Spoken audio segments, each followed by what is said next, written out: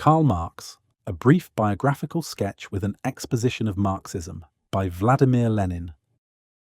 Marx, Karl, was born on May 5, 1818, New Style, in the city of Trier, Rhenish Prussia. His father was a lawyer, a Jew, who in 1824 adopted Protestantism. The family was well-to-do, cultured, but not revolutionary. After graduating from a gymnasium in Trier, Marx entered the university, first at Bonn and later in Berlin, where he read law, majoring in history and philosophy. He concluded his university course in 1841, submitting a doctoral thesis on the philosophy of Epicurus. At the time, Marx was a Hegelian idealist in his views. In Berlin, he belonged to the circle of left Hegelians, Bruno Bauer and others, who sought to draw atheistic and revolutionary conclusions from Hegel's philosophy. After graduating, Marx moved to Bonn, hoping to become a professor. However, the reactionary policy of the government, which deprived Ludwig Feuerbach of his chair in 1832, refused to allow him to return to the university in 1836, and in 1841 forbade young Professor Bruno Bauer to lecture at Bonn, made Marx abandon the idea of an academic career. Left Hegelian views were making rapid headway in Germany at the time. Feuerbach began to criticize theology, particularly after 1836, and turned to materialism, which in 1841 gained ascendancy in his philosophy, the essence of Christianity. The year 1843 saw the appearance of his principles of the philosophy of the future. One must oneself have experienced the liberating effect of these books. Engels subsequently wrote of these works of Feuerbach. We, i.e., the left Hegelians, including Marx, all became at once Feuerbachians. At that time, some radical bourgeois in the Rhineland, who were in touch with the left Hegelians, founded in Cologne an opposition paper called Rheinische Zeitung. The first issue appeared on January 1, 1842. Marx and Bruno Bauer were invited to be the chief contributors, and in October 1842, Marx became editor-in-chief and moved from Bonn to Cologne. The newspaper's revolutionary democratic trend became more and more pronounced under Marx's editorship, and the government first imposed double and triple censorship on the paper, and then on January 1, 1843, decided to suppress it. Marx had to resign the editorship before that date, but his resignation did not save the paper, which suspended publication in March 1843. Of the major articles Marx contributed to Rheinische Zeitung, Engels notes, in addition to those indicated below, an article on the condition of peasant wine growers in the Moselle Valley. Marx's journalistic activities convinced him that he was insufficiently acquainted with political economy, and he zealously set out to study it. In 1843, Marx married at Kreuznach a childhood friend he had become engaged to while still a student. His wife came of a reactionary family of the Prussian nobility, her elder brother being Prussia's Minister of the Interior during a most reactionary period, 1850 to 58.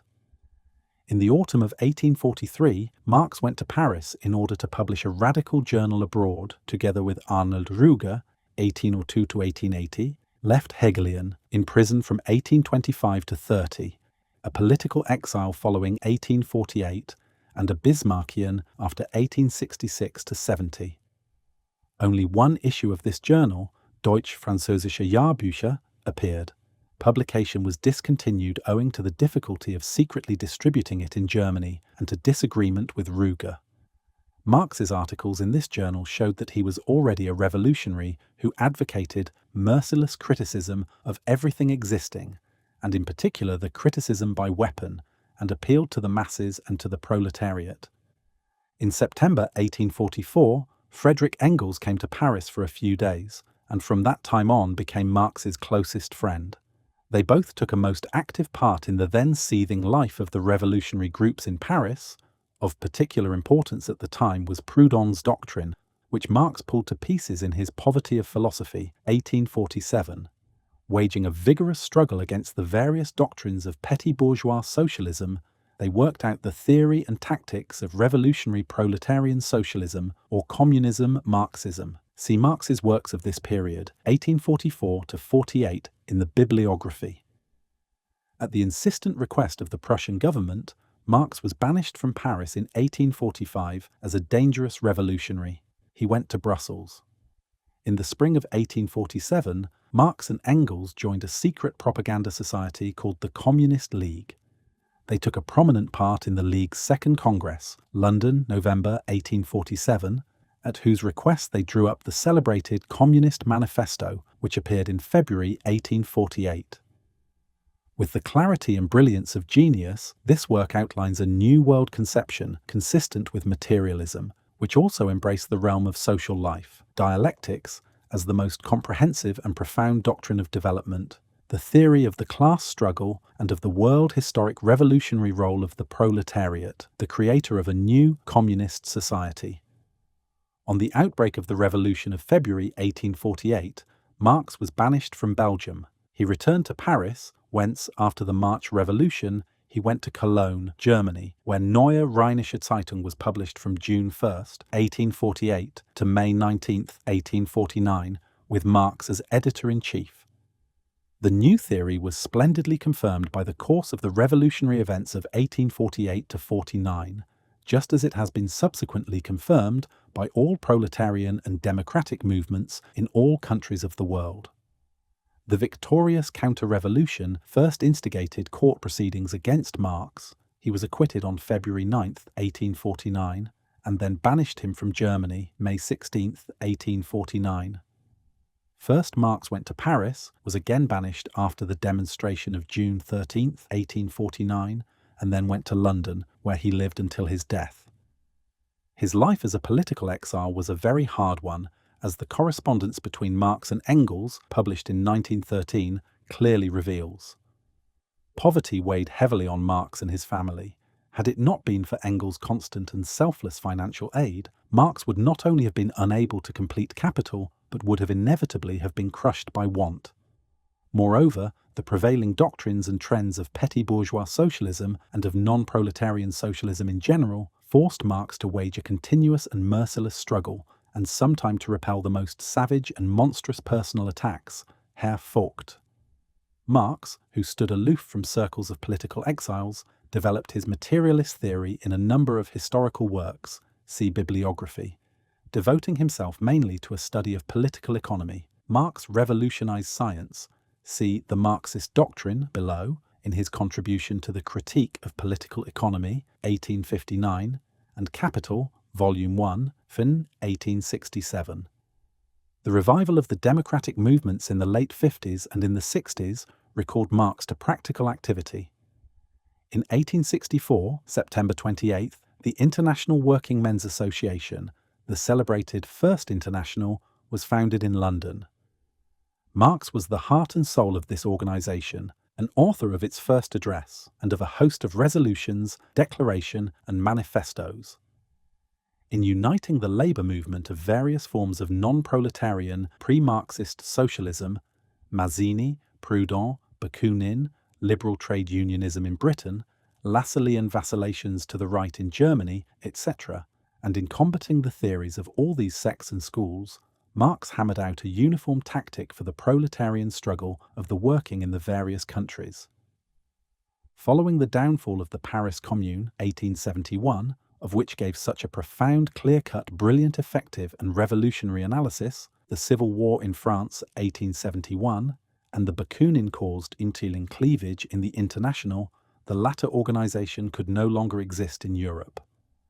After the Hague Congress of the International, 1872, Marx had the General Council of the International had played its historical part, and now made way for a period of a far greater development of the labour movement in all countries in the world, a period in which the movement grew in scope and mass socialist working-class parties in individual national states were formed. Marx's health was undermined by his strenuous work in the International and his still more strenuous theoretical occupations. He continued work on the refashioning of political economy and on the completion of Capital, for which he collected a mass of new material and studied a number of languages, Russian for instance. However, ill health prevented him from completing Capital. His wife died on December 2, 1881, and on March 14, 1883, Marx passed away peacefully in his armchair. He lies buried next to his wife at Highgate Cemetery in London. Of Marx's children, some died in childhood in London when the family were living in destitute circumstances. 3 daughters married English and French socialists, Eleanor Aveling, Laura Lafargue, and Jenny Longuet. The latter's son is a member of the French Socialist Party. The Marxist Doctrine. Marxism is the system of Marx's views and teachings. Marx was the genius who continued and consummated the 3 main ideological currents of the 19th century, as represented by the 3 most advanced countries of mankind: classical German philosophy, classical English political economy, and French socialism, combined with French revolutionary doctrines in general.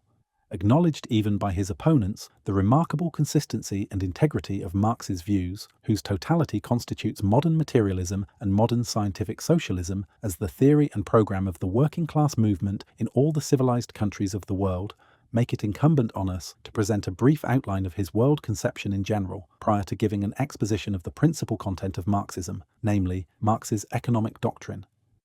Philosophical materialism. Beginning with the years 1844 to 45, when his views took shape, Marx was a materialist, and especially a follower of Ludwig Feuerbach, whose weak point he subsequently saw only in his materialism being insufficiently consistent and comprehensive. To Marx, Feuerbach's historic and epoch-making significance lay in his having resolutely broken with Hegel's idealism and in his proclamation of materialism, which already in the 18th century, particularly French materialism, was not only a struggle against the existing political institutions and against religion and theology, but also against all metaphysics, in the sense of drunken speculation as distinct from sober philosophy, the Holy Family in literarischer Nachlass. To Hegel, wrote Marx, the process of thinking, which under the name of the idea he even transforms into an independent subject, is the demiurgos, the creator, the maker of the real world. With me, on the contrary, the ideal is nothing else than the material world reflected by the human mind and translated into forms of thought. Capital, Volume 1, afterward to the 2nd edition.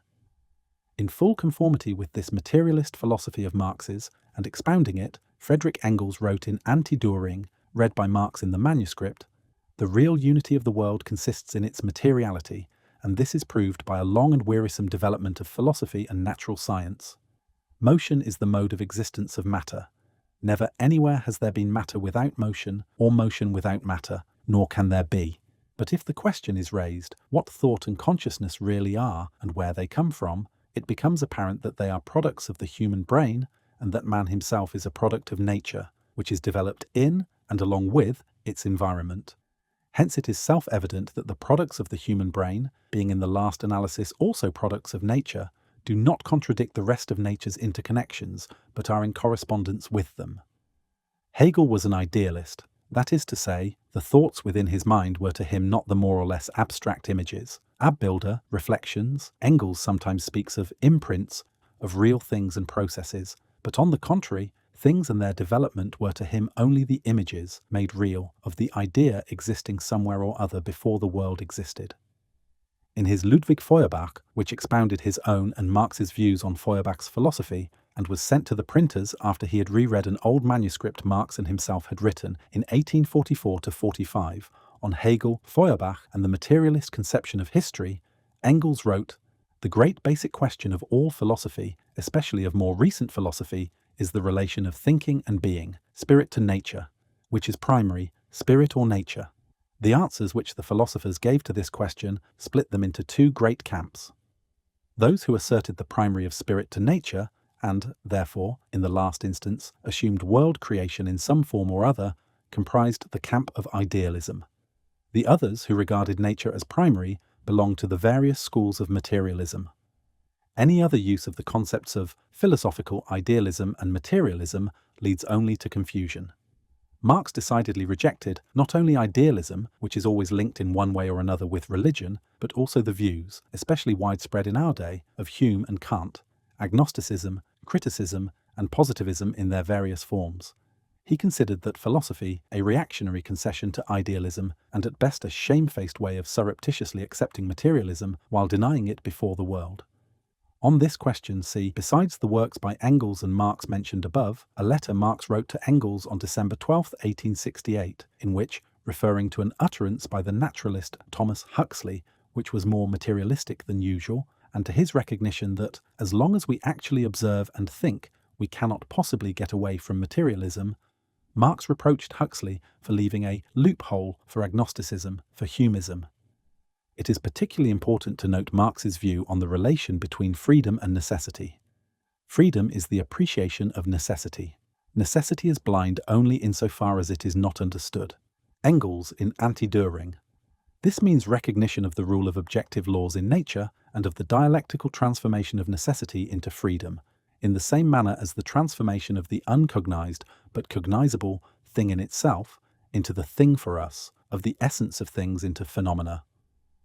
Marx and Engels considered that the old materialism, including that of Feuerbach, and still more the vulgar materialism of Büchner, Vogt, and Mollschott, contained the following major shortcomings. 1. That this materialism was predominantly mechanical, failing to take account of the latest developments of chemistry and biology. In our day, it would be necessary to add, and of the electrical theory of matter. 2. That the old materialism was non-historical, non-dialectical, metaphysical in the sense of anti-dialectical, and did not adhere consistently and comprehensively to the standpoint of development. 3. That it regarded the human essence abstractly and not as the complex of all concretely defined historical social relations, and therefore only interpreted the world, whereas the point is to change it, that is to say, it did not understand the importance of revolutionary practical activity. Dialectics. As the most comprehensive and profound doctrine of development and the richest in content, Hegelian dialectics was considered by Marx and Engels the greatest achievement of classical German philosophy. They thought that any other formulation of the principle of development, of evolution, was one-sided and poor in content, and could only distort and mutilate the actual course of development, which often proceeds by leaps and via catastrophes and revolutions, in nature and in society. Marx and I were pretty well the only people to rescue conscious dialectics from the destruction of idealism, including Hegelianism, and apply it in the materialist conception of nature. Nature is the proof of dialectics, and it must be said for modern natural science that it has furnished extremely rich. This was written before the discovery of radium, electrons, the transmutation of elements, etc., and daily increasing materials for this test, and has thus proved that in the last analysis, nature's process is dialectical and not metaphysical. The great basic thought, Engels writes, that the world is not to be comprehended as a complex of ready-made things, but as a complex of processes in which the things apparently stable no less than their mind images in our heads, the concepts, go through an uninterrupted change of coming into being and passing away. This great fundamental thought has, especially since the time of Hegel, so thoroughly permeated ordinary consciousness that in this generality it is now scarcely ever contradicted. But to acknowledge this fundamental thought in words, and to apply it in reality in detail to each domain of investigation, are two different things. For dialectical philosophy, nothing is final, absolute, sacred. It reveals the transitory character of everything and in everything. Nothing can endure before it except the uninterrupted process of becoming and of passing away, of endless ascendancy from the lower to the higher. And dialectical philosophy itself is nothing more than the mere reflection of this process in the thinking brain. Thus, according to Marx, dialectics is the science of the general laws of motion, both of the external world and of human thought. This revolutionary aspect of Hegel's philosophy was adopted and developed by Marx. Dialectical materialism does not need any philosophy standing above the other sciences. From previous philosophy, there remains the science of thought and its laws, formal logic and dialectics. Dialectics, as understood by Marx, and also in conformity with Hegel, includes what is now called the theory of knowledge, or epistemology, studying and generalizing the original and development of knowledge, the transition from non-knowledge to knowledge. In our times, the idea of development, of evolution, has almost completely penetrated social consciousness, only in other ways, and not through Hegelian philosophy. Still, this idea, as formulated by Marx and Engels on the basis of Hegel's philosophy, is far more comprehensive and far richer in content than the current idea of evolution is.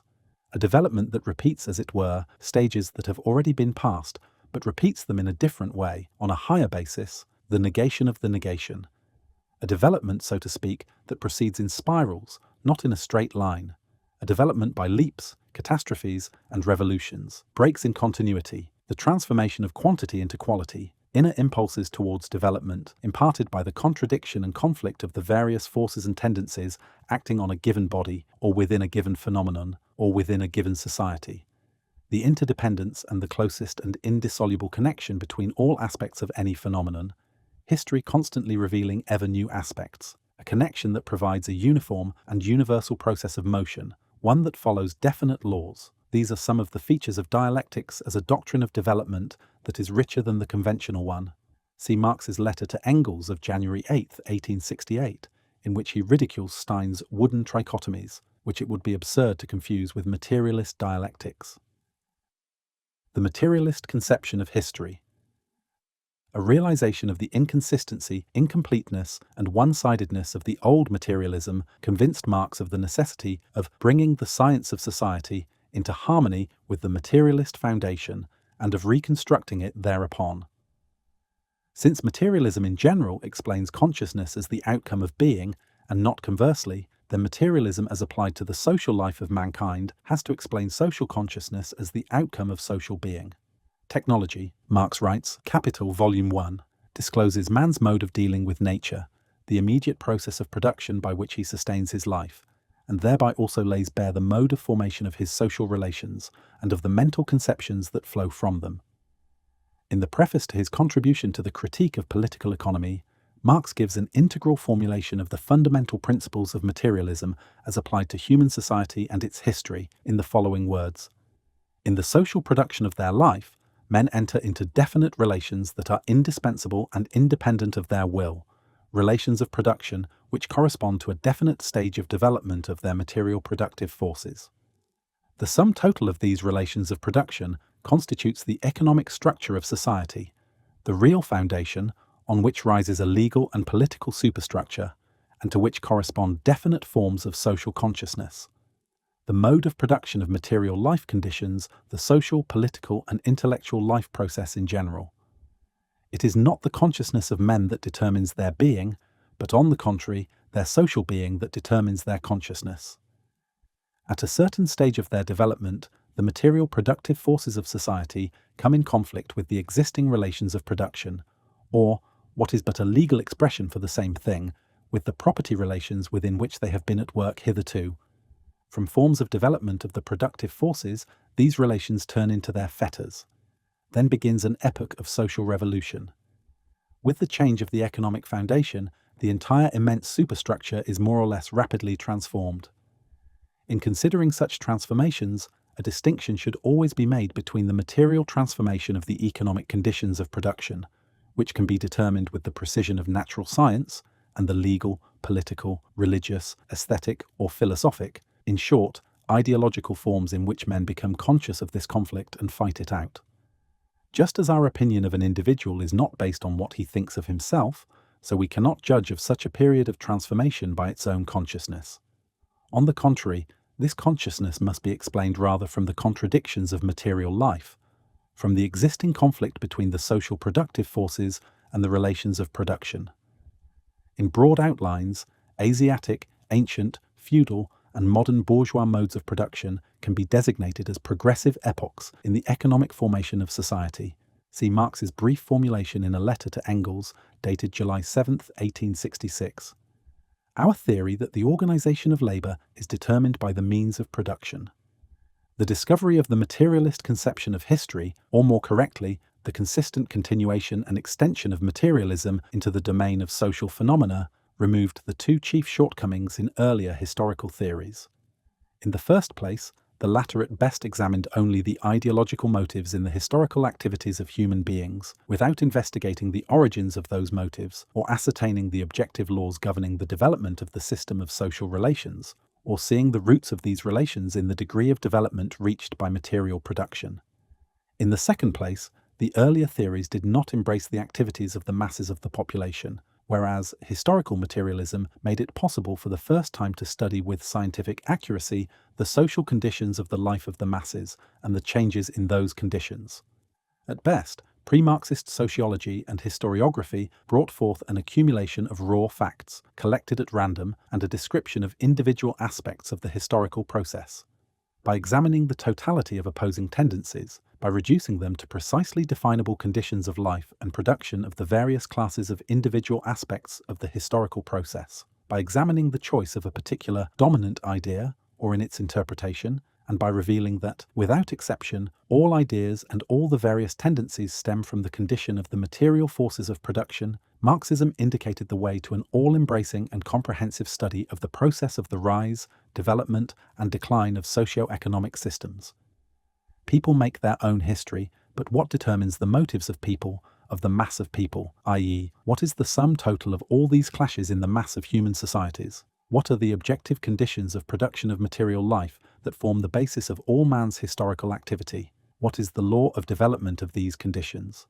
To all these, Marx drew attention and indicated the way to a scientific study of history as a single process which, with all its immense variety and contradictoriness, is governed by definite laws.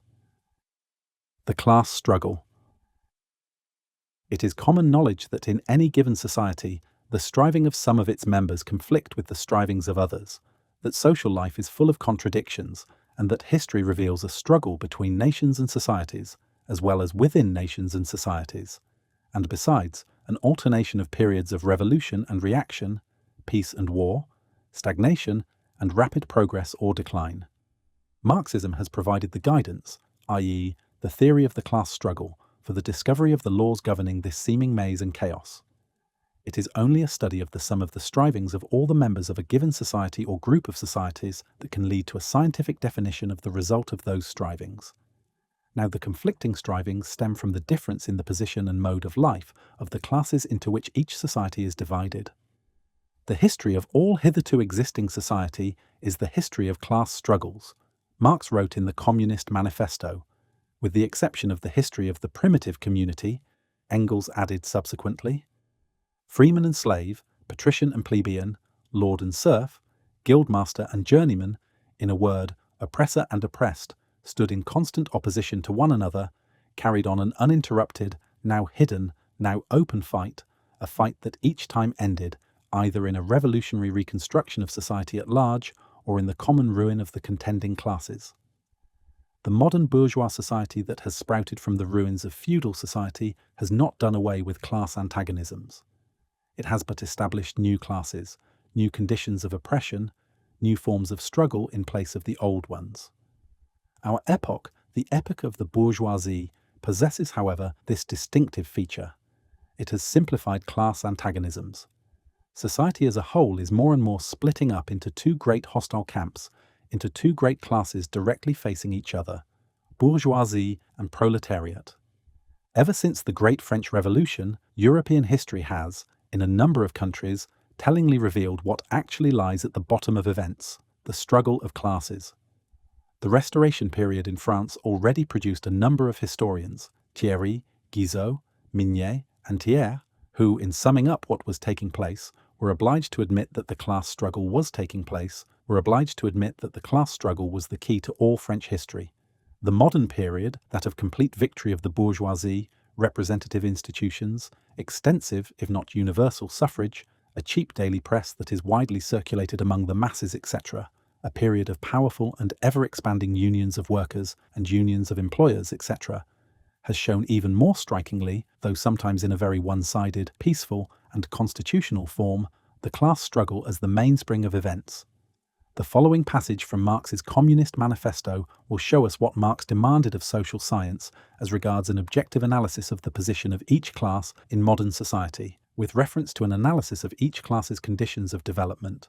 Of all the classes that stand face to face with the bourgeoisie today, the proletariat alone is a really revolutionary class. The other classes decay and finally disappear in the face of modern industry. The proletariat is its special and essential product.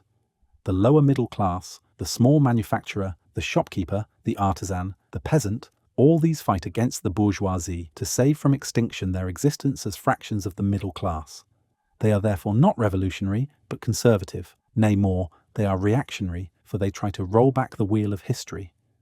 If by chance they are revolutionary, they are so only in view of their impending transfer into the proletariat. They thus defend not their present, but their future interests. They desert their own standpoint to place themselves at that of the proletariat. In a number of historical works, see Bibliography, Marx gave brilliant and profound examples of materialist historiography, of an analysis of the position of each individual class, and sometimes of various groups or strata within a class, showing plainly why and how every class struggle is a political struggle. The above-quoted passage is an illustration of what a complex network of social relations and transitional stages from one class to another, from the past to the future, was analysed by Marx so as to determine the resultant of historical development. Marx's economic doctrine is the most profound, comprehensive, and detailed confirmation and application of his theory. Marx's economic doctrine. It is the ultimate aim of this work to lay bare the economic law of motion of modern society, i.e., capitalist, bourgeois society, says Marx in the preface to Capital, an investigation into the relations of production in a given, historically defined society, in their inception, development, and decline. Such is the content of Marx's economic doctrine. In capitalist society, the production of commodities is predominant, and Marx's analysis therefore begins with an analysis of commodity. Value. A commodity is, in the first place, a thing that satisfies a human want. In the second place, it is a thing that can be exchanged for another thing. The utility of a thing makes it a use value.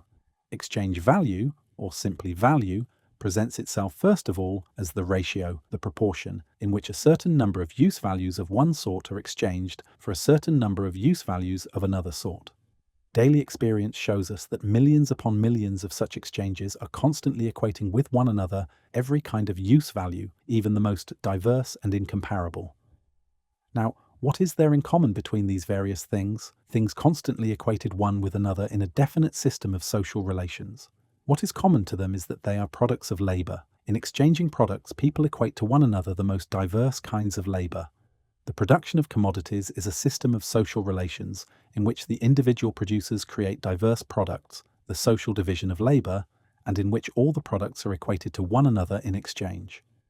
Consequently, what is common to all commodities is not the concrete labour of a definite branch of production, not labour of one particular kind, but abstract human labour in general. All the labour power of a given society, as represented in the sum total of values of all commodities, is one and the same human labour power. Millions and millions of acts of exchange prove this. And consequently, each particular commodity represents only a certain share of the socially necessary labour time. The magnitude of value is determined by the amount of socially necessary labour, or by the labour time that is socially necessary for the production of the given commodity, of the given use value. Whenever by an exchange we equate as values our different products, by that very act we also equate as human labour the different kind of labour expended upon them. We are not aware of this, nevertheless we do it. As one of the earlier economists said, value is a relation between two persons, only he should have added, a relation concealed beneath a material wrapping. We can understand what value is only when we consider it from the standpoint of the system of social relations of production in a particular historical type of society, moreover, or relations that manifest themselves in the mass phenomenon of exchange, a phenomenon which repeats itself millions upon millions of times. As values, all commodities are only definite masses of congealed labour time. After making a detailed analysis of the twofold character of the labour incorporated in commodities, Marx goes on to analyse the forms of value and money. Here, Marx's main task is to study the genesis of the money form of value, to study the historical process of the development of exchange, beginning with individual and incidental acts of exchange, the elementary or accidental form of value, in which a given quantity of one commodity is exchanged for a given quantity of another, passing on to the universal form of value, in which a number of different commodities are exchanged for one and the same particular commodity, and ending with the money form of value, when gold becomes that particular commodity, the universal equivalent. As the highest product of the development of exchange and commodity production, money masks, conceals, the social character of all individual labour, the social link between individual producers united by the market. Marx analyses the various functions of money in very great detail. It is important to note here in particular, as in the opening chapters of Capital in general, that what seems to be an abstract and at times purely deductive mode of exposition in reality reproduces a gigantic collection of factual material on the history of the development of exchange and commodity production. If we consider money, its existence implies a definite stage in the exchange of commodities. The particular functions of money, which it performs either as the mere equivalent of commodities or as means of circulation or means of payment, as hoard or as universal money, point, according to the extent and relative preponderance of the one function or the other, to very different stages in the process of social production. Surplus value. At a certain stage in the development of commodity production, money becomes transformed into capital. The formula of commodity circulation was CMC, commodity, money, commodity, i.e., the sale of one commodity for the purpose of buying another. The general formula of capital, on the contrary, is MCM, i.e., purchase for the purpose of selling at a profit. The increase over the original value of the money that is put into circulation is called by Marx surplus value. The fact of this growth of money in capitalist circulation is common knowledge. Indeed, it is this growth which transforms money into capital as a special and historically determined social relation of production. Surplus value cannot arise out of commodity circulation, for the latter knows only the exchange of equivalents.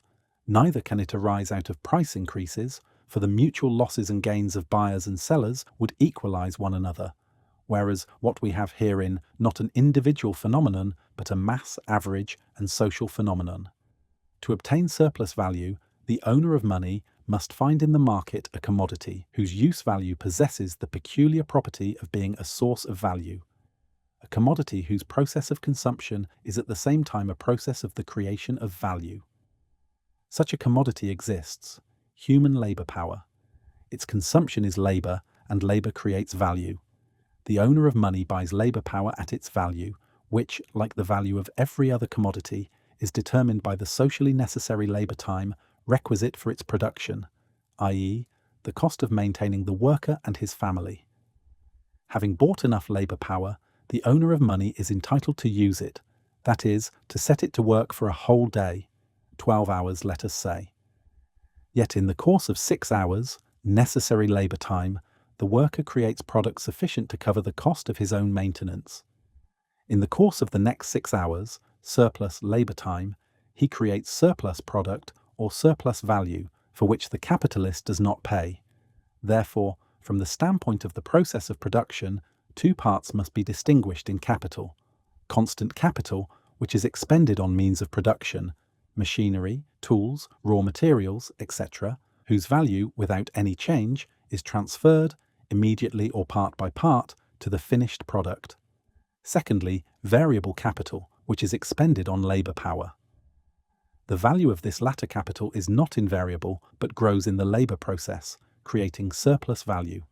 Therefore, to express the degree of capital's exploitation of labor power, surplus must be compared not with the entire capital, but only with variable capital. Thus, in the example just given, the rate of surplus value, as Marx calls this ratio, will be 6:6, i.e., 100%. There were two historical prerequisites for capital to arise. First, the accumulation of certain sums of money in the hands of individuals under conditions of a relatively high level of development of commodity production in general.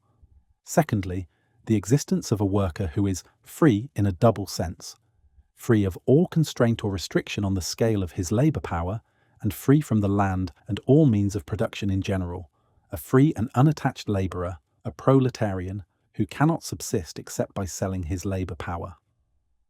There are two main ways of increasing surplus value: lengthening the working day, absolute surplus value, and reducing the necessary working day, relative surplus value. In analyzing the former, Marx gives a most impressive picture of the struggle of the working class for a shorter working day and of interference by the state authority to lengthen the working day from the 14th century to the 17th, and to reduce it, factory legislation in the 19th century. Since the appearance of capital, the history of the working class movement in all civilized countries of the world has provided a wealth of new facts amplifying this picture. Analyzing the production of relative surplus value, Marx investigates the three fundamental historical stages in capitalism's increase of the productivity of labor. 1. Simple cooperation. 2. The division of labor and manufacture. 3. Machinery and large-scale industry. How profoundly Marx has here revealed the basic and typical features of capitalist development is shown incidentally by the fact that investigations into the handicraft industries in Russia furnish abundant material illustrating the first two of the mentioned stages. The revolutionizing effect of large-scale machine industry, as described by Marx in 1867, has revealed itself in a number of new countries, Russia, Japan, etc., in the course of the half-century that has since elapsed. To continue, new and important in the highest degree is Marx's analysis of the accumulation of capital, i.e., the transformation of a part of surplus value into capital and its use, not for satisfying the personal needs or whims of the capitalist, but for new production. Marx revealed the error made by all earlier classical political economists, beginning with Adam Smith, who assumed that the entire surplus value which is transformed into capital goes to form variable capital. In actual fact, it is divided into means of production and variable capital. Of tremendous importance to the process of development of capitalism and its transformation into socialism is the more rapid growth of the constant capital share of the total capital as compared with the variable capital share. By speeding up the supplanting of workers by machinery and by creating wealth at one extreme and poverty at the other, the accumulation of capital also gives rise to what is called the reserve army of labor, to the relative surplus of workers, or capitalist overpopulation, which assumes the most diverse forms and enables capital to expand production extremely rapidly. In conjunction with credit facilities and the accumulation of capital in the form of means of production, this incidentally is the key to an understanding of the crises of overproduction which occur periodically in capitalist countries, at first at an average of every 10 years, and later at more lengthy and less definite intervals.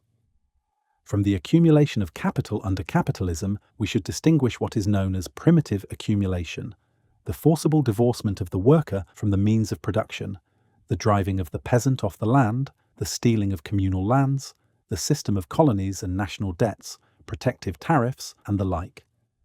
Primitive accumulation creates the free proletarian at one extreme and the owner of money, the capitalist, at the other.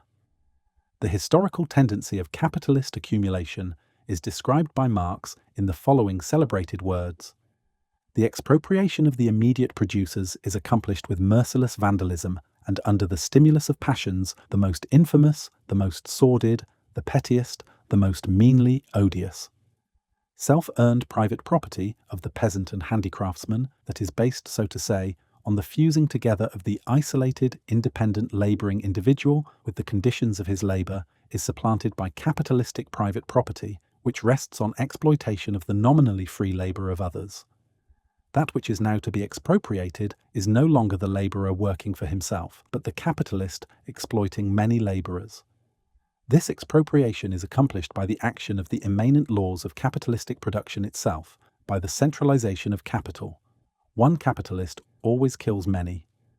Hand in hand with this centralization, or this expropriation of many capitalists by few, develop on an ever-extending scale the cooperative form of the labor process, the conscious technical application of science, the methodical cultivation of the soil, the transformation of the instruments of labor into instruments of labor only usable in common, the economizing of all means of production by their use as the means of production of combined, socialized labor, the entanglement of all people in the net of the world market, and with this the international character of the capitalistic regime, along with the constantly diminishing number of the magnates of capital who usurp and monopolize all advantages of this process of transformation, grows the mass of misery, oppression, slavery, degradation, exploitation. But with this too grows the revolt of the working class, a class always increasing in numbers and disciplined, united, organized by the very mechanism of the process of capitalist production itself. The monopoly of capital becomes a fetter upon the mode of production, which has sprung up and flourished along with and under it. Centralization of the means of production and socialization of labor at last reach a point where they become incompatible with their capitalist integument. The integument is burst asunder. The knell of capitalist private property sounds. The expropriators are expropriated. Capital, Volume 1. Also new and important in the highest degree is the analysis Marx gives in Volume 2 of Capital of the reproduction of aggregate social capital. Here too, Marx deals not with an individual phenomenon, but with a mass phenomenon, not with a fractional part of the economy of society, but with that economy as a whole. Correcting the aforementioned error of the classical economists, Marx divides the whole of social production into two big sections. 1. Production of the means of production, and 2. Production of articles of consumption, and examines in detail, with numerical examples, the circulation of the aggregate social capital, both when reproduced in its former dimension and in the case of accumulation. Volume 3 of Capital solves the problem of how the average rate of profit is formed on the basis of the law of value. This immense stride forward made by economic science in the person of Marx consists in his having conducted an analysis from the standpoint of mass economic phenomena of the social economy as a whole, not from the standpoint of individual cases or of the external and superficial aspects of competition, to which vulgar political economy and the modern theory of marginal utility frequently restrict themselves. Marx first analyzes the origin of surplus value and then goes on to consider its division into profit, interest, and ground rent. Profit is the ratio between surplus value and the total capital invested in an undertaking. Capital with a high organic composition, i.e., with a preponderance of constant capital over variable capital in excess of the social average, yields a rate of profit below the average. Capital with a low organic composition yields a rate of profit above the average. Competition among capitalists and their freedom to transfer their capital from one branch to another will in both cases reduce the rate of profit to the average. The sum total of the values of all the commodities in a given society coincides with the sum total of the prices of the commodities, but in individual undertakings and branches of production, as a result of competition, commodities are sold not at their values at the prices of production, or production prices, which are equal to the capital expended plus the average profit. In this way, the well-known and indisputable fact of the divergence between prices and values, and of the equalization of profits, is fully explained by Marx on the basis of law of value, since the sum total of values of all commodities coincides with the sum total of prices. However, the equating of social value to individual prices does not take place simply and directly, but in a very complex way. It is quite natural that in a society of separate producers of commodities, who are united only by the market, a conformity to law can be only an average, social, mass manifestation, with individual deviations in either direction mutually compensating one another. An increase in the productivity of labour implies a more rapid growth of constant capital as compared with variable capital. Inasmuch as surplus value is a function of variable capital alone, it is obvious that the rate of profit, the ratio of surplus value to the whole capital, not to its variable part alone, tends to fall. Marx makes a detailed analysis of this tendency and of a number of circumstances that conceal or counteract it. Without pausing to deal with the extremely interesting sections of Volume 3 of Capital devoted to usurer's capital, commercial capital, and money capital, we must pass on to the most important section, the theory of ground rent. Since the area of land is limited and, in capitalist countries, the land is all held by individual private owners, the price of production of agricultural products is determined by the cost of production, not on soil of average quality, but on the worst soil, not under average conditions, but under the worst conditions of delivery of produce to the market. The difference between this price and the price of production on better soil or in better conditions constitutes differential rent. Analysing this in detail and showing how it arises out of the difference in fertility of different plots of land and out of the difference in the amount of capital invested in land, Marx fully reveals, see also Theories of Surplus Value, in which the criticism of Rodbertus is most noteworthy. The error of Ricardo, who considered that differential rent is derived only when there is a successive transition from better land to worse. On the contrary, there may be inverse transitions. Land may pass from one category into others, owing to advances in agricultural techniques, the growth of towns and so on, and the notorious law of diminishing returns, which charges nature with the defects, limitations and contradictions of capitalism, is profoundly erroneous. Further, the equalization of profit in all branches of industry and the national economy in general presupposes complete freedom of competition and the free flow of capital from one branch to another. However, the private ownership of land creates monopoly, which hinders that free flow. Because of that monopoly, the products of agriculture, where a lower organic composition of capital obtains, and consequently an individually higher rate of profit, do not enter into the quite free process of the equalization of the rate of profit. As a monopolist, the landowner can keep the price above the average, and this monopoly price gives rise to absolute rent.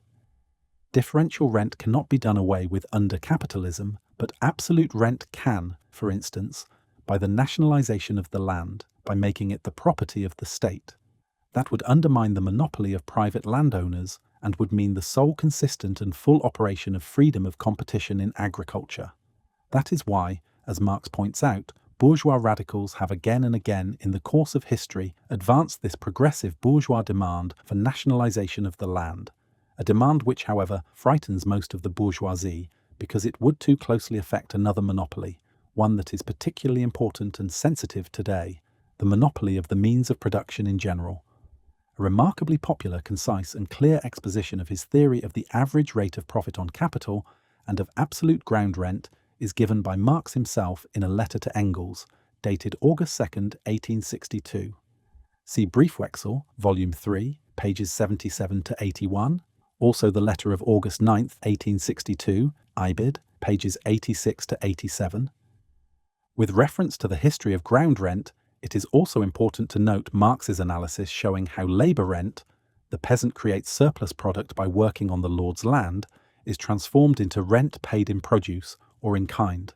The peasant creates surplus product by working on the lord's land, is transformed into rent paid in produce or in kind. The peasant creates surplus product on his own land and hands it over to the landlord because of non-economic constraint, then into money rent, rent in kind, which is converted into money, the quit rent of old Russia as a result of the development of commodity production, and finally into capitalist rent, when the peasant is replaced by the agricultural entrepreneur who cultivates the soil with the help of hired labour. In connection with this analysis of the genesis of capitalistic ground rent, note should be taken of a number of profound ideas, of particular importance to backward countries like Russia, expressed by Marx regarding the evolution of capitalism in agriculture. The transformation of rent in kind into money rent is furthermore not only inevitably accompanied, but even anticipated by the formation of a class of propertyless day labourers who hire themselves out for money. During their genesis, when this new class appears but sporadically, the custom necessarily develops among the more prosperous peasants, subject to rent payments, of exploiting agricultural wage labourers for their own account, much as in feudal times, when the more well-to-do peasant serfs themselves also held serfs. In this way, they gradually acquire the possibility of accumulating a certain amount of wealth and themselves becoming transformed into future capitalists. The old self-employed possessors of land themselves just give rise to a nursery school for capitalist tenants whose development is conditioned by the general development of capitalist production beyond the bounds of the countryside. Capital, Volume 3. The expropriation and eviction of a part of the agricultural population not only set free for industrial capital the labourers, their means of subsistence and material for labour, it also created the home market. Capital, Volume 1. In their turn, the impoverishment and ruin of the rural population play a part in the creation, for capital, of a reserve army of labour. In every capitalist country, part of the agricultural population is therefore constantly on the point of passing over into an urban or manufacturing proletariat. This source of relative surplus population is thus constantly flowing. The agricultural labourer is therefore reduced to the minimum of wages and always stands with one foot already in the swamp of pauperism. Capital, Volume 1. The peasant's private ownership of the land he tills is the foundation of small-scale production and the condition for its prospering and achieving the classical form. But such small-scale production is compatible only with a narrow and primitive framework of production and society. Under capitalism, the exploitation of the peasant differs only in form from the exploitation of the industrial proletariat. The exploiter is the same, capital. The individual capitalists exploit the individual peasant through mortgages and usury. The capitalist class exploits the peasant class through the state taxes. The class struggles in France. The small holding of the peasant is now only the pretext that allows the capitalist to draw profits, interest and rent from the soil, while leaving it to the tiller of the soil himself to see how he can extract his wages. The 18th Brumaire. As a rule, the peasant cedes to capitalist society, i.e., to the capitalist class, even a part of the wages, sinking to the level of the Irish tenant farmer, all under the pretense of being a private proprietor. The class struggles in France. What is one of the reasons why grain prices are lower in countries with predominant small peasant land proprietorship than in countries with a capitalist mode of production? Capital, Volume 3. It is that the peasant hands over gratis to society, i.e., the capitalist class, a part of his surplus product. This lower price of grain and other agricultural produce is consequently a result of the producer's poverty and by no means of their labour productivity. Capital, Volume 3. The small holding system, which is the normal form of small-scale production, degenerates, collapses, perishes under capitalism. Proprietorship of land parcels by its very nature excludes the development of social productive forces of labour, social forms of labour, social concentration of capital, large-scale cattle raising, and the progressive application of science. Usury and a taxation system must impoverish it everywhere. The expenditure of capital in the price of the land withdraws this capital from cultivation, an infinite fragmentation of means of production and isolation of the producers themselves. Cooperative societies, i.e., associations of small peasants, while playing an extremely progressive bourgeois role, only weakens this tendency without eliminating it, nor must it be forgotten that these cooperative societies do much for the well-to-do peasants, and very little, next to nothing, for the mass of poor peasants. Then the associations themselves become exploiters of hired labour. Monstrous waste of human energy, progressive deterioration of conditions of production, and increased prices of means of production, an inevitable law of proprietorship of parcels. Capital, Volume 3. In agriculture, as in industry, capitalism transforms the process of production only at the price of the martyrdom of the producer. The dispersion of the rural labourers over larger areas breaks their power of resistance, while concentration increases that of the town operatives. In modern agriculture, as in the urban industries, the increased productiveness and quantity of the labour set in motion are bought at the cost of laying waste and consuming by disease labour power itself. Moreover, all progress in capitalistic agriculture is a progress in the art, not only of robbing the labourer, but of robbing the soil. Capitalist production therefore develops technology and the combining together of various processes into a social whole only by sapping the original sources of all wealth, the soil and the labourer. Socialism. From the foregoing, it is evident that Marx deduces the inevitability of the transformation of capitalist society into socialist society, and wholly and exclusively from the economic law of the development of contemporary society. The socialization of labour, which is advancing ever more rapidly in thousands of forms, and has manifested itself very strikingly during the half-century since the death of Marx in the growth of large-scale production, capitalist cartels, syndicates and trusts, as well as in the gigantic increase in the dimensions and power of finance capital, provides the principal material foundation for the inevitable advent of socialism. The intellectual and moral motive force and the physical executor of this transformation is the proletariat, which has been trained by capitalism itself. The proletariat's struggle against the bourgeoisie, which finds expression in a variety of forms ever richer in content, inevitably becomes a political struggle directed towards the conquest of political power by the proletariat, the dictatorship of the proletariat. The socialization of production cannot but lead to the means of production becoming the property of society, to the expropriation of the expropriators, a tremendous rise in labour productivity, a shorter working day, and the replacement of the remnants, the ruins, of small-scale, primitive and disunited production by collective and improved labour. Such are the direct consequences of this transformation.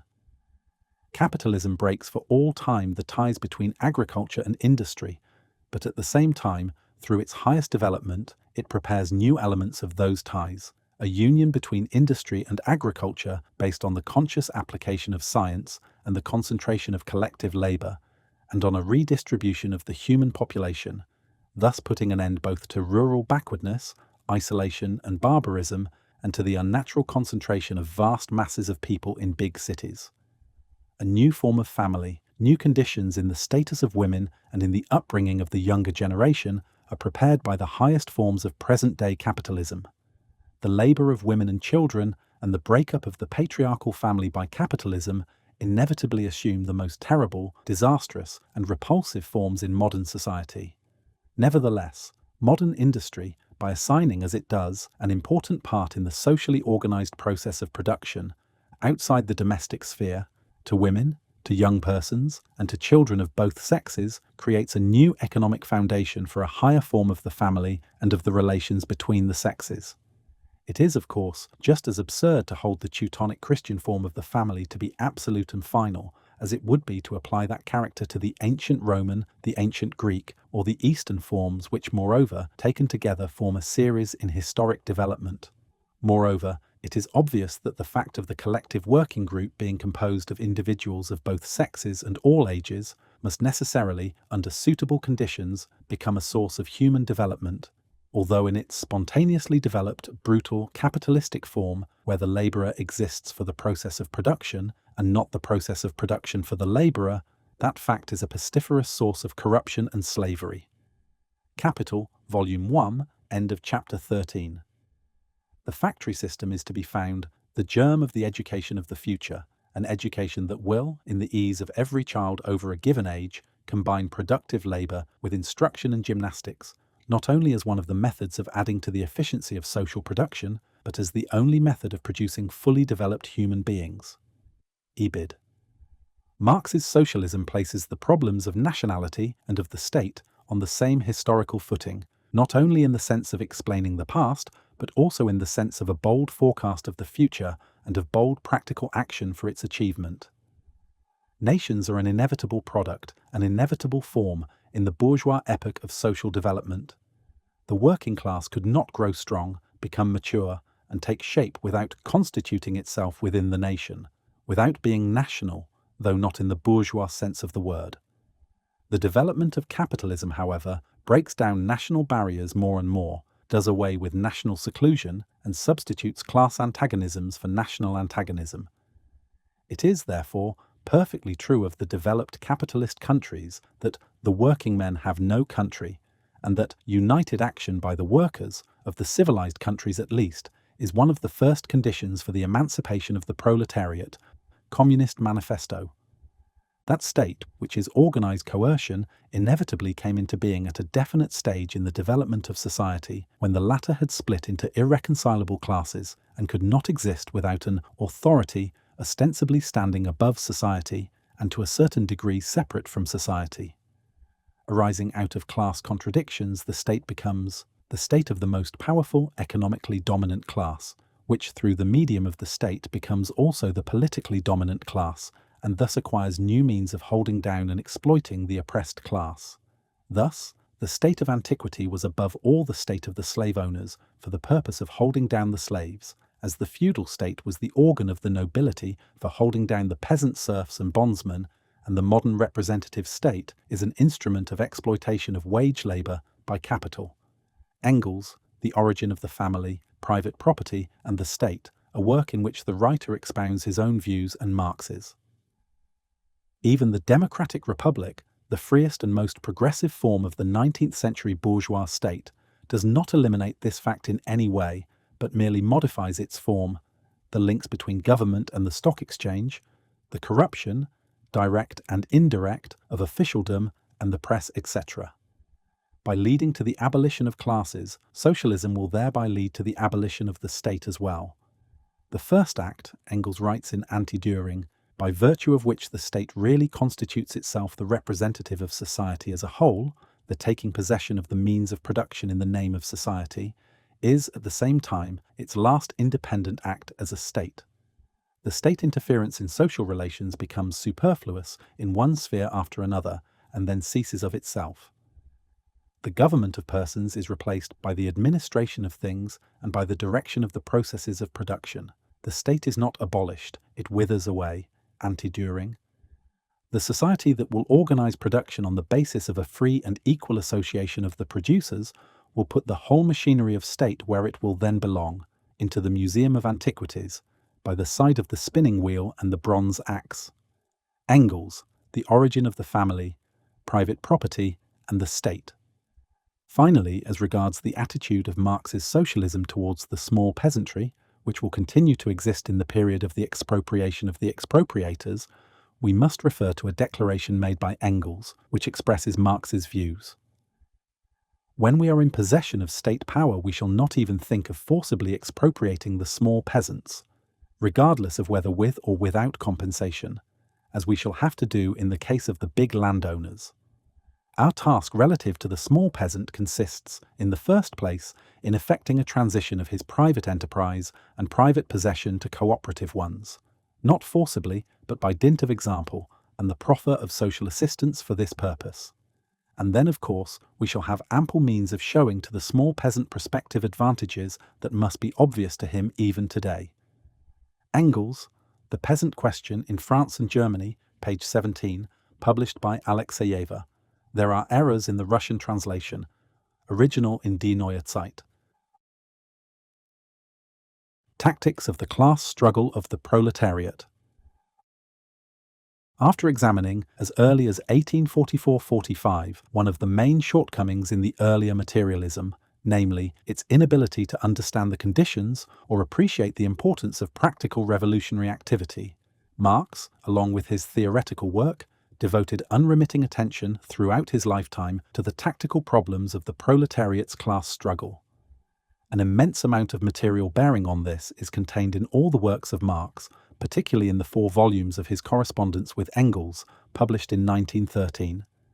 This material is still far from having been brought together, collected, examined, and studied. We shall therefore have to confine ourselves here to the most general and brief remarks, emphasizing that Marx justly considered that, without this aspect, materialism is incomplete, one-sided, and lifeless.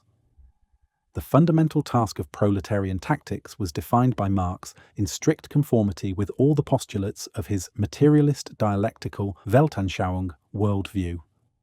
Only an objective consideration of the sum total of the relations between absolutely all the classes in a given society, and consequently a consideration of the objective stage of development reached by that society and of the relations between it and other societies, can serve as a basis for the correct tactics of an advanced class.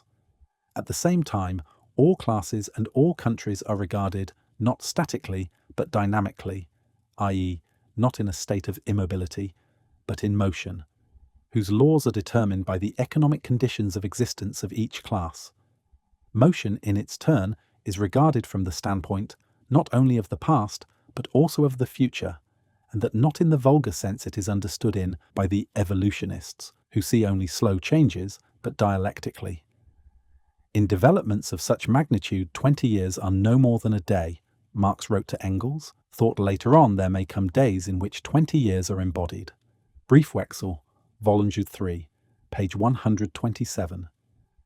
At each stage of development, at each moment, proletarian tactics must take account of this objectively inevitable dialectics of human history, on the one hand, utilizing the periods of political stagnation or of sluggish, so-called peaceful development in order to develop the class consciousness, strength and militancy of the advanced class, and on the other hand, directing all the work of this utilization towards the ultimate aim of that class's advance, towards creating in it the ability to find practical solutions for great tasks in the great days, in which 20 years are embodied. 2 of Marx's arguments are of special importance in this connection. One of these is contained in The Poverty of Philosophy and concerns the economic struggle and economic organizations of the proletariat. The other is contained in the Communist Manifesto and concerns the asks of the proletariat. The former runs as follows. Large-scale industry concentrates in one place a crowd of people unknown to one another. Competition divides their interests. But the maintenance of wages, this common interest which they have against their boss, unites them in a common thought of resistance. Combination.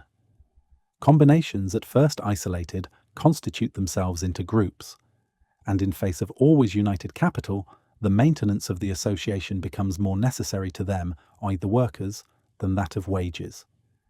In this struggle, a veritable civil war, all the elements necessary for coming battle unite and develop.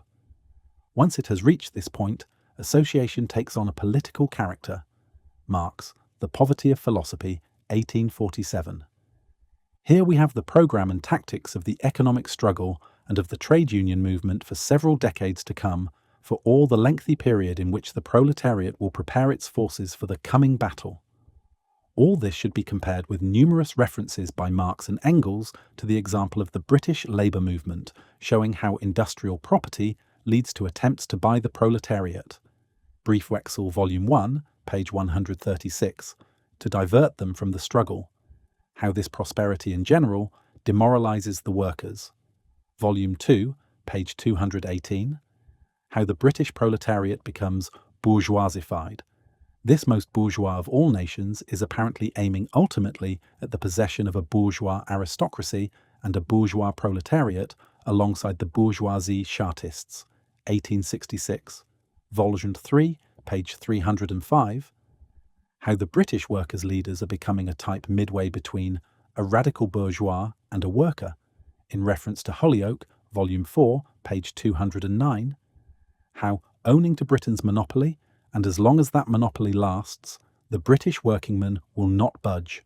Volume 4, page 433. The tactics of the economic struggle in connection with the general course and outcome of the working class movement are considered here from a remarkably broad, comprehensive, dialectical, and genuinely revolutionary standpoint. The Communist Manifesto advanced a fundamental Marxist principle on the tactics of the political struggle. The Communists fight for the attainment of the immediate aims, for the enforcement of the momentary interests of the working class. But in the movement of the present, they also represent and take care of the future of that movement. That was why, in 1848, Marx supported the party of the Agrarian Revolution in Poland, that party which brought about the Krakow insurrection in 1846. In Germany, Marx, in 1848 and 1849, supported the extreme revolutionary Democrats and subsequently never retracted what he had then said about tactics. He regarded the German bourgeoisie as an element which was inclined from the very beginning to betray the people. Only an alliance with the peasantry could have enabled the bourgeoisie to completely achieve its aims, and compromise with the crowned representatives of the old society. Here is Marx's summing up of the German bourgeois democratic revolution, an analysis which, incidentally, is a sample of a materialism that examines society in motion, and moreover, not only from the aspect of a motion that is backward. Without faith in itself, without faith in the people, grumbling at those above, trembling before those below, intimidated by the world storm, no energy in any respect, plagiarism in every respect, without initiative, an execrable old man who saw himself doomed to guide and deflect the first youthful impulses of a robust people in his own senile interests. Neue Rheinische Zeitung, 1848. Siehe Literarischer Nachlass, Band 3, page 212. About 20 years later, Marx declared, in a letter to Engels, Briefwechsel Volume 3, page 224, that the revolution of 1848 had failed because the bourgeoisie had preferred peace with slavery to the mere prospect of a fight for freedom. When the revolutionary period of 1848 to 49 ended, Marx opposed any attempt to play at revolution, his struggle against Schapper and Willich, and insisted on the ability to work in a new phase which in a quasi-peaceful way was preparing new revolutions. The spirit in which Marx wanted this work to be conducted is to be seen in his appraisal of the situation in Germany in 1856, the darkest period of reaction. The whole thing in Germany will depend on the possibility of backing the proletarian revolution by some second edition of the Peasant War. Briefwechsel, Volume 2, page 108. While the democratic bourgeois revolution in Germany was uncompleted, Marx focused every attention in the tactics of the socialist proletariat on developing the democratic energy of the peasantry. He held that Lassalle's attitude was, objectively, a betrayal of the whole workers' movement to Prussia. Volume 3, page 210, incidentally because Lassalle was tolerant of the Junkers and Prussian nationalism. In a predominantly agricultural country, Engels wrote in 1865, in exchanging views with Marx on their forthcoming joint declaration in the press, "It is dastardly to make an exclusive attack on the bourgeoisie in the name of the industrial proletariat, but never to devote a word to the patriarchal exploitation of the rural proletariat under the lash of the great feudal aristocracy." Vols 3, page 217. From 1864 to 1870, when the period of the consummation of the bourgeois democratic revolution in Germany was coming to an end, a period in which the Prussian and Austrian exploiting classes were struggling to complete that revolution in one way or another from above, Marx not only rebuked Lassalle, who was coquetting with Bismarck, but also corrected Liebknecht, who had lapsed into Austrophalism and a defense of particularism. Marx demanded revolutionary tactics which would combat with equal ruthlessness both Bismarck and the Austrophiles, tactics which would not be adapted to the victor, the Prussian Junkers, but would immediately renew the revolutionary struggle against him despite the conditions created by the Prussian military victories. Briefwechsel Volume 3, pages 134, 136, 147, 179, 204, 210, 215, 418, 437, 440 to 41. In the celebrated address of the International of September 9, 1870, Marx warned the French proletariat against an untimely uprising, but when an uprising nevertheless took place, 1871, Marx enthusiastically hailed the revolutionary initiative of the masses, who were storming heaven, Marx's letter to Kugelmann. From the standpoint of Marx's dialectical materialism, the defeat of revolutionary action in that situation, as in many other, was a lesser evil, in the general course and outcome of the proletarian struggle, than the abandonment of a position already occupied, than surrender without battle. Such a surrender would have demoralized the proletariat and weakened its militancy. While fully appreciating the use of legal means of struggle during periods of political stagnation and the domination of bourgeois legality, Marx, in 1877 and 1878, following the passage of the anti-socialist law, sharply condemned most's revolutionary phrases. No less sharply, if not more so, did he attack the opportunism that had for a time come over the official Social Democratic Party, which did not at once display resoluteness, firmness, revolutionary spirit, and the readiness to resort to an illegal struggle in response to the anti-socialist law. Briefwechsel Volume 4, pages 397, 404, 418, 422, 424. See also Letters to Sorge. Bibliography. No complete collection of Marx's works and letters has yet been published. More works by Marx have been translated into Russian than into any other language. The following list of Marx's writings is arranged in chronological order. In 1841, Marx wrote his thesis on Epicurus's philosophy. It was included in Literarischer Nachlass, of which more will be said later. In this thesis, Marx still fully adhered to the Hegelian idealist point of view. In 1842, Marx wrote articles for Rheinische Zeitung, Cologne, among them a criticism of the free press debate in the 6th Rhenish Diet, an article on the laws concerning the stealing of timber, another in defense of divorcing politics from theology, etc., partly included in Literarischer Nachlass. Here we see signs of Marx's transition from idealism to materialism and from revolutionary democracy to communism. In 1844, under the editorship of Marx and Arnold Ruger, there appeared in Paris Deutsche Französische Jahrbücher, in which this transition was finally made. Among Marx's articles published in that magazine, the most noteworthy are a criticism of the Hegelian philosophy of right, besides Literarischer Nachlass, also published as a separate pamphlet, and On the Jewish Question, likewise in Literarischer Nachlass, issued as a pamphlet brought out by the Znania publishers in their cheap library number 210. In 1845, Marx and Engels jointly published in Frankfurt on Main a pamphlet entitled The Holy Family, against Bruno Bauer and Company. Besides Literarischer Nachlass, there are 2 Russian editions as pamphlets, one published by Novigobs in St. Petersburg, 1906, the other by Vestnik Znania, St. Petersburg, 1907.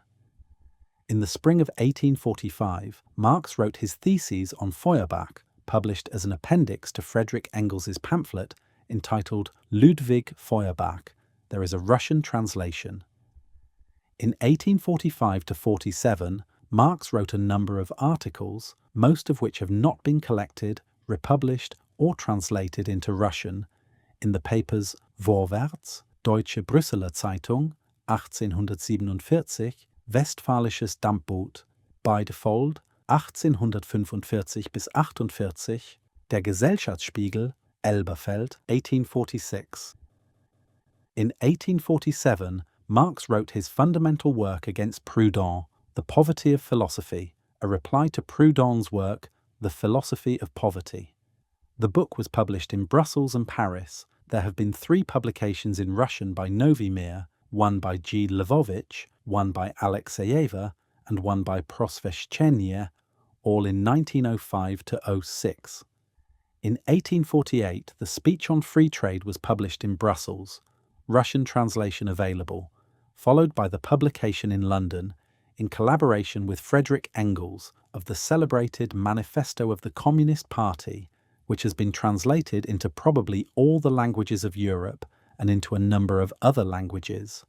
There are about 8 Russian publications referring to 1905 and 1906 by Molot, Kolokol, Alexeyeva, etc., most of which were confiscated. These appeared under various titles: The Communist Manifesto, On Communism, Social Classes and Communism, Capitalism and Communism, The Philosophy of History.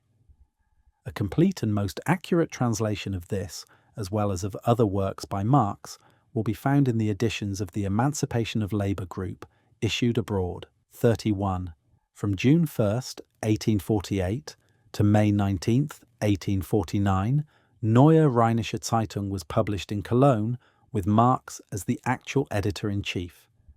His numerous articles for that paper, which to this very day remains the finest and unsurpassed organ of the revolutionary proletariat, have not been collected and republished in full. The most important of them were included in Literarischer Nachlass. Wage-Labour and Capital, published in that paper, has been repeatedly issued as a pamphlet. 4 Russian editions, by Kozman, Mobot, Myakov, and Lvovich, 1905 and 1906. Also from the same paper, The Liberals at the Helm, published by Znania Publishers in their cheap library, number 272, St. Petersburg, 1901. In 1849, Marx published, in Cologne, 2 political trials, 2 speeches in his own defence by Marx, who was acquitted by a jury when facing trial on the charge of having violated the press law and called for armed resistance to the government. Russian translations are available in 5 publications brought out in 1905 and 1906 by Alexeyeva, Molot, Myakov, Znania, and Novy Mir. In 1850, Marx published in Hamburg 6 issues of the magazine Neue Rheinische Zeitung. The most important articles published therein were later included in Literarischer Nachlass. Especially noteworthy are Marx's articles, republished by Engels in 1895 in a pamphlet entitled Class Struggles in France, 1848–1850 translation, published by M. Malik, Library, number 59–60. Also in the collection of historical works, translated by Bazarov and Stepanov, published by Skirmont, St. Petersburg, 1906. Also, Thoughts and Views of the 20th Century, St. Petersburg, 1912. In 1852, a pamphlet by Marx was published in New York under the title of The 18th Brumaire of Louis Bonaparte, Russian translation in publications just mentioned. In the same year, a pamphlet was published in London under the title of Enthüllungen über den Kommunistenprozess in Köln, Russian translation entitled The Cologne Trial of the Communards, Popular Science Library, number 43, St. Petersburg, 1906, October 28th. From August 1851 until 1862, Marx was a regular contributor to the New York Tribune, where many of his articles appeared unsigned as editorials. Most outstanding among these is a series of articles, Revolution and Counter-Revolution in Germany, which were republished after the death of Marx and Engels in a German translation. A Russian translation is available in collections translated by Bazarov and Stepanov, and then, in pamphlet form, in 5 editions brought out in 1905–06 by Alexeyeva, Obshcheštvenaya Poyza, Novy Mir, Vseobshchaya Biblioteka, and Molot. Some of Marx's articles in the Tribune were later published in London as separate pamphlets, as for instance the one on Palmerston, published in 1856. Revelations of the diplomatic history of the 18th century regarding the constant venal dependence on Russia of the British Liberal ministers, and others. After Marx's death, his daughter, Eleanor Aveling, published a number of his Tribune articles on the Oriental question under the title of The Eastern Question, London, 1897. Part has been translated into Russian, War and Revolution, Issue 1, Marx and Engels, Unpublished Articles, 1852, 1853, 1854, Kharkov, 1919, Our Thought Library. From the end of 1854 and during 1855, Marx contributed to the Neue Oder Zeitung and in 1861–62 to the Viennese paper Presse. These articles have not been collected, and only a few of them were reprinted in Die Neue Zeit, as were also Marx's numerous letters. The same is true about Marx's articles from Das Volk, London, 1859, on the diplomatic history of the Italian War of 1859. In 1859, Marx's contribution to the Critique of Political Economy appeared in Berlin. Russian translations, Moscow, 1896, edited by Manwilov, St. Petersburg, 1907, translated by Rumyantsev. In 1860, a pamphlet by Marx entitled Herr Vogt appeared in London. In 1864, the address of the International Workingmen's Association, which was written by Marx, came out in London, Russian translation available. Marx was the author of numerous manifestos, appeals and resolutions of the International's General Council. This material is far from having been analysed or even collected. The first approach to this work is Gustav Jech's book Die Internationale, in the Russian translation St. Petersburg, 1906, Znania Publishers, which includes several of Marx's letters and draft resolutions. Among the documents of the International that Marx wrote was the address of the General Council on the Paris Commune. The document appeared in 1871 in London as a pamphlet entitled The Civil War in France, Russian translations, one edited by Lenin, Molot Publishers, and others. Between 1862 and 1874, Marx corresponded with Kugelnian, a member of the International, 2 Russian translations, one by A. Goikhbag, the other edited by Lenin. In 1867, Marx's main work, Capital, A Critique of Political Economy, Volume 1, appeared in Hamburg. Volumes 2 and 3 were published by Engels in 1885 and 1894, after the death of Marx. The Russian translations, Volume 1, in 5 editions, 2 in a translation by Danielson, 1872 and 1898, 2 in a translation by E. A. Gurvich and L. M. Zach, edited by Struve. First edition, 1899, second edition, 1905, another edited by Bazarov and Stepawov. Volumes 2 and 3 appeared in a translation by Danielson, less satisfactory, and in another under the editorship of Bazarov and Stepanov, the better. In 1876, Marx took part in the writing of Engels's Herrn Eugen Dürings Umwälzung der Wissenschaft, Anti-Düring. He went over the manuscript of the whole work and wrote an entire chapter dealing with the history of political economy. The following works by Marx were published posthumously: Critique of the Gotha Programme, St. Petersburg, 1906, and in German in Die Neue Zeit, 1890–91, number 18. Value, Price and Profit, a lecture delivered on June 26, 1865, Die Neue Zeit, 16, 1897–98. Russian translations brought out by Molot, 1906, and Lvovich, 1905, aus dem literarischen Nachlass von Karl Marx, Friedrich Engels und Ferdinand Lassalle, 3 volumes, Stuttgart, 1902. Russian translation, edited by Axelrod and others, 2 volumes, St. Petersburg, 1908. Volume 1, also edited by E. Gurvich, Moscow, 1907. Lassalle's letters to Marx, published separately, are included in Literarischer Nachlass.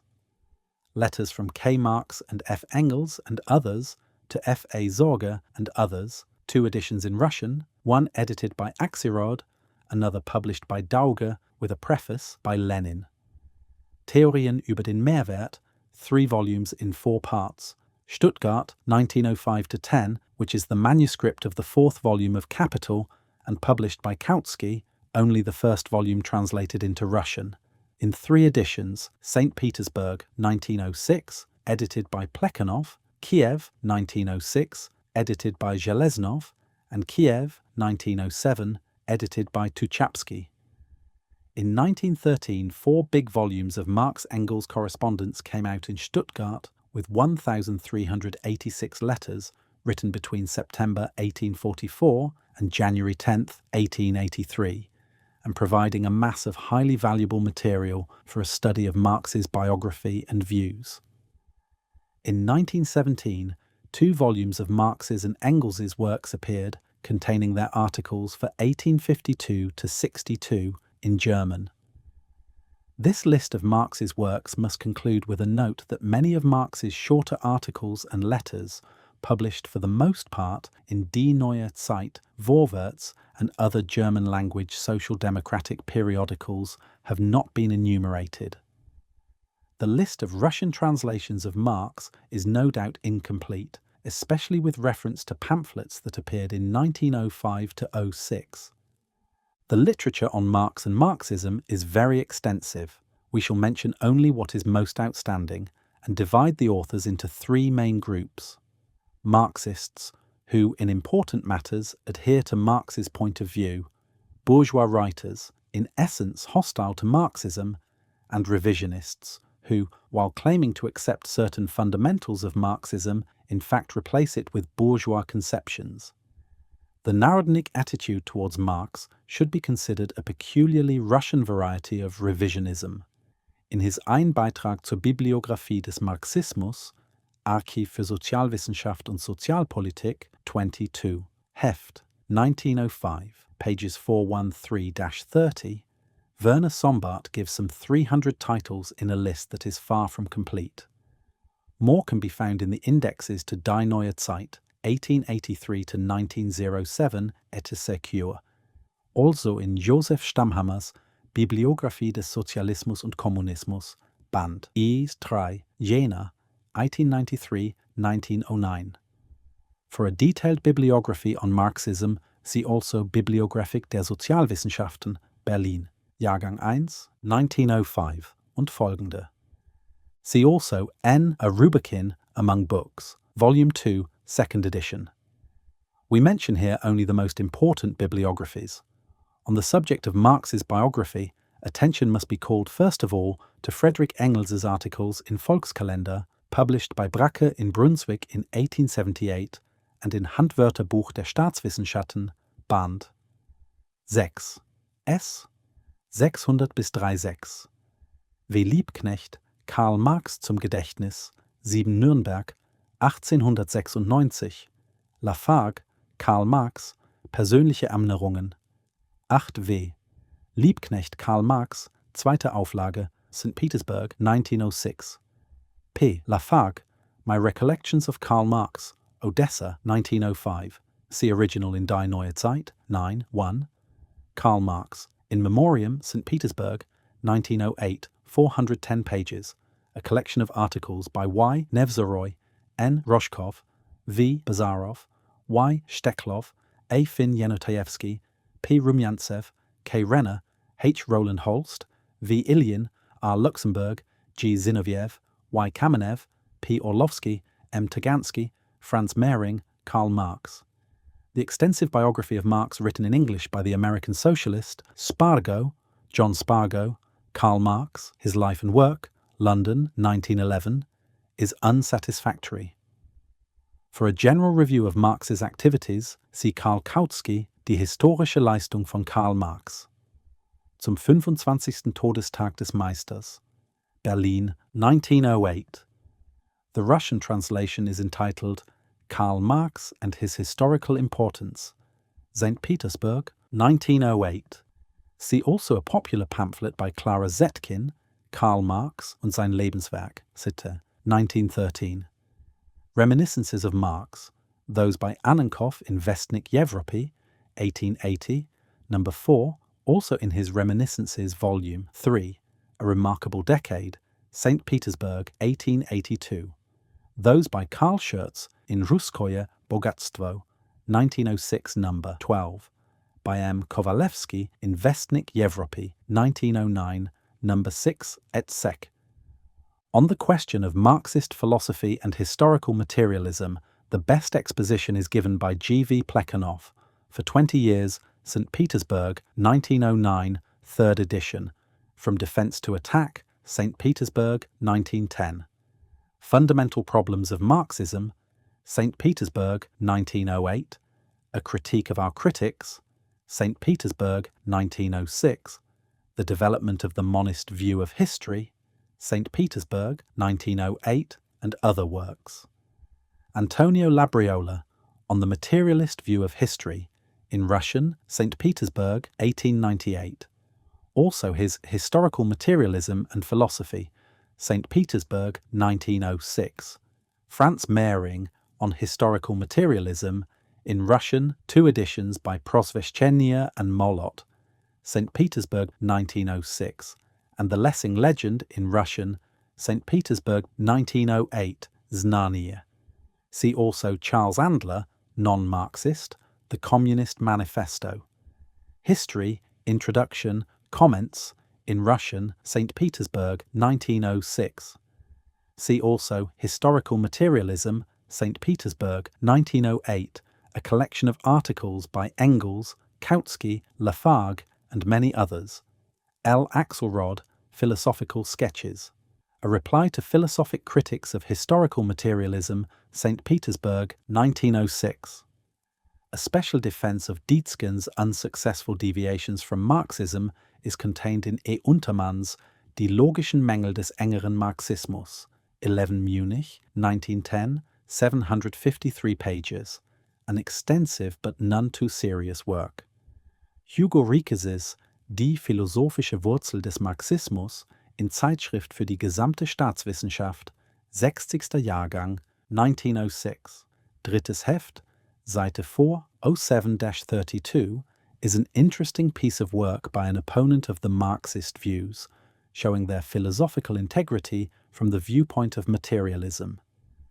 Benno Erdmanns Die Philosophie sehen. Voraussetzungen der materialistischen Geschichtsauffassung in Jahrbuch für Gesetzgebung, Verwaltung und Volkswirtschaft, Schnollers Jahrbuch, 1907, drittes Heft, Seite 156-13, is a very useful formulation of some of the basic principles of Marx's philosophical materialism, and a summary of arguments against it from the current viewpoint of Kantianism and agnosticism in general. Rudolf Stamier, A Kantian, Wirtschaft und Recht nach der materialistischen Geschichtsauffassung, zweite Auflage, Leipzig, 1906.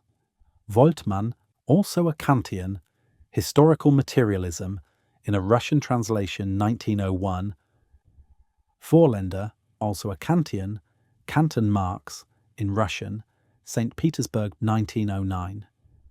See also the polemic between A. Bogdanov, V. Bazarov, and others on the one hand, and V. Ilyin on the other, the views of the former being contained in an outline of the philosophy of Marxism, St. Petersburg, 1908, A. Bogdanov, The Downfall of a Great Fetishism, Moscow, 1909, and elsewhere, and the views of the latter in Materialism and Empirio-Criticism, Moscow, 1909. On the question of historical materialism and ethics, Karl Kautsky, Ethics and the Materialist Conception of History, St. Petersburg, 1906, and numerous other works by Kautsky. Louis Boudin, The Theoretical System of Karl Marx in the Light of Recent Criticism, translated from the English under the editorship of V. Zasulich, St. Petersburg, 1908. Hermann Gorter, Der historische Materialismus, 1909. Of works by opponents to Marxism, we would name Tugendbaranowski, The Theoretical Fundamentals of Marxism, St. Petersburg, 1907, S. Prokopovich, A Critique of Marx, St. Petersburg, 1901, Hammacher, Das philosophisch-ökonomische System des Marxismus, 17 Leipzig, 1910, 730 pages, collection of quotations. Werner Sombart, Socialism and the Social Movement in the 19th Century in Russian, St. Petersburg, Max Adler, A Kantian, Kausalität und Teleologie, Vienna, 1909, in Marx Studien, also Marx als Denker, by the same author.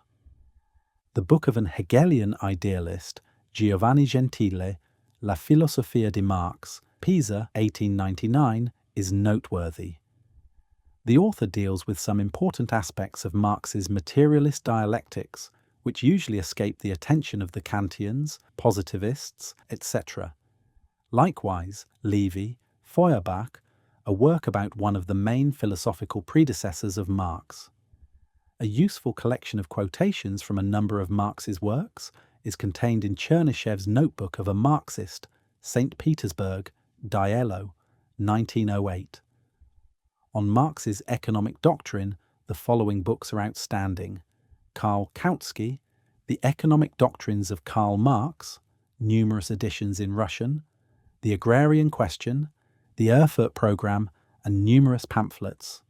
Cf. Also, Edward Bernstein, The Economic Doctrine of Marx, the third volume of Capital, Russian translation 1905, Gabriel Deville, Capital, an exposition of the first volume of Capital, Russian translation 1907. A representative of so-called revisionism among Marxists as regards the agrarian question is Edward David, Socialism and Agriculture, Russian translation, St. Petersburg, 1902. For a critique of revisionism, C. V. Ilyin, The Agrarian Question, Part 1, St. Petersburg, 1908. See also the following books by V. Ilyin: The Development of Capitalism in Russia, second edition, St. Petersburg, 1908, Economic Essays and Articles, St. Petersburg, 1899, New Data on the Laws of Development of Capitalism in Agriculture, Book 1, 1917. An application of Marx's views, with some deviations, to the latest data concerning agrarian relations in France can be found in Compère Morel, La question agraire et le socialisme en France, Paris, 1912, 455 pages. For the further development of Marx's economic views as applied to recent phenomena in economic life, see Hilferding's Finance Capital, in Russian, St. Petersburg, 1911.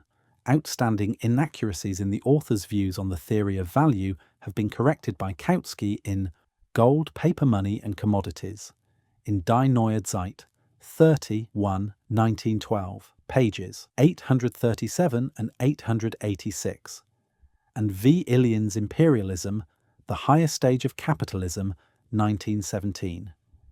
Pyotr Maslov, in his Agrarian Question, 2 volumes, and The Theory of Economic Development, St. Petersburg, 1910, deviates from Marxism on important points.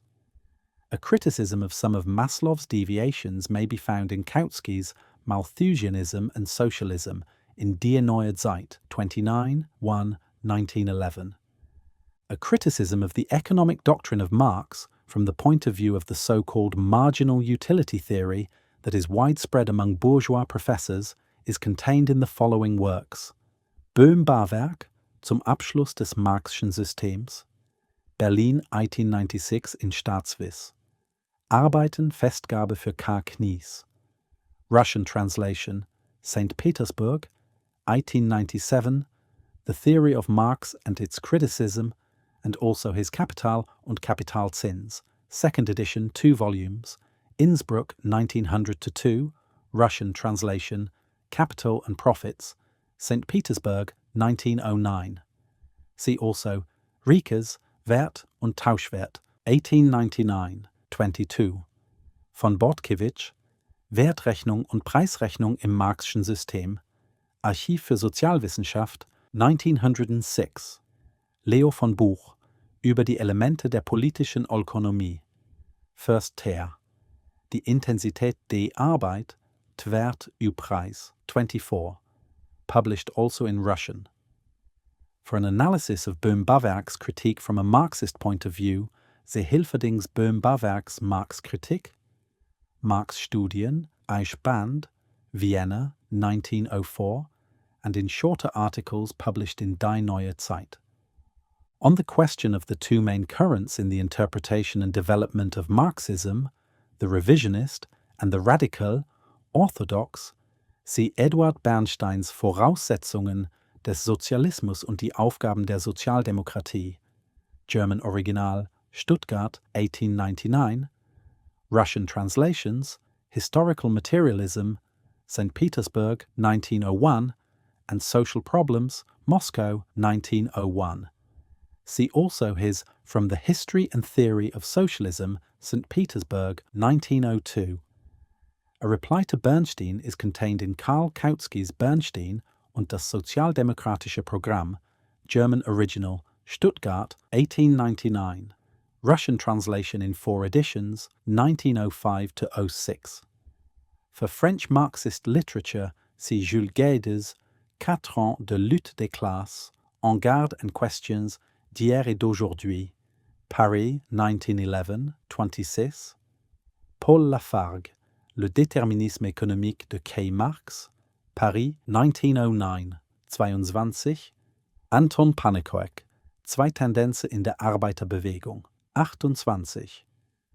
On the question of the Marxist theory of the accumulation of capital, there is a new work by Rosa Luxemburg, Die Accumulation des Kapitals, Berlin, 1913, 29, und eine Analyse ihrer falschen Interpretation von Marxes Theorie durch Otto Bauer, Die Akkumulation des Kapitals, Die Neue Zeit, 31, 1, 1913, Paragraphum 800 1913 und 862, 30.